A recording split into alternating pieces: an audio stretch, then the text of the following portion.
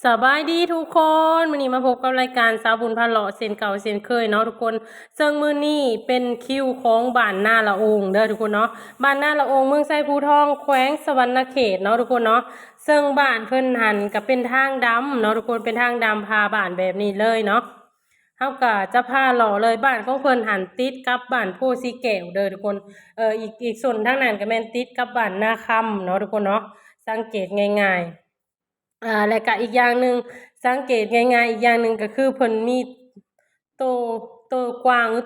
โตอันนั้นนะทุกคนอยู่ทางหน้านะเขาห้องโตหยังในหน้าวัดหั้นนะทุกคนสังเกตง่ายๆเนาะแล้วก็บ้านเพิ่นน่ะงดงามหลายทุกคนเพราะว่ามันเป็นต้นตาลเรียงกันแคมทางอะเนาะเป็นตาเบิ่งข่อยว่าเนาะทุกคนเนาะหลังจากนั้นเฮาก็สิพามา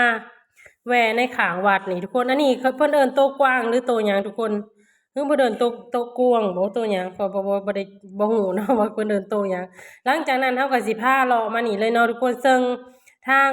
บ้านเพิ่นตามซอยต่างๆจะเป็นทางคอนกรีตเด้อทุกคนเนาะจะเป็นทางคอนกรีตอันนี้แม่นวัดเพิ่นวัดก็กว้างขวางเนาะทุกคนเนาะแล้วก็งดงามหลายเนาะทุกคน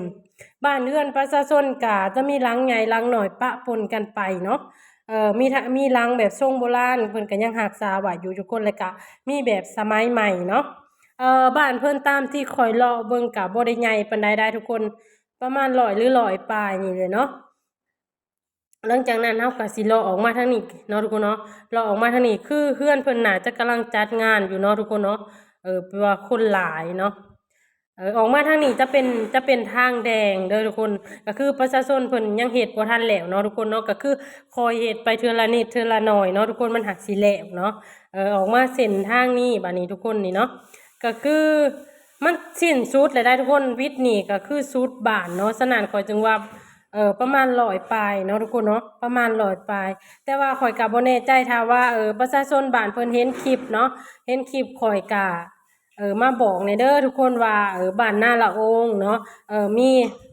จากหลังคาเรือนเนาะทุกคนเนาะนี่เนาะออกมานี่ก็จะเป็นปั๊มน้ำมันบ้านเพิ่นมีปั๊มน้ำมันเด้อทุกคนเนาะมีปั๊มน้ำมันมีห้านขายเครื่องห้านใหญ่ห้านน้อยมีเบิดเนาะทุกคนเนาะมีเบิดนี่หลังจากนั้นเฮาก็สิออกเส้นทางนี้เลยทุกคนเส้นเก่าเส้นเคยเด้อทุกคนถ้าใครอยากให้ไปเลาะทางใดก็เม้นเข้ามาเนาะทุกคนเนาะขอบใจหลายๆ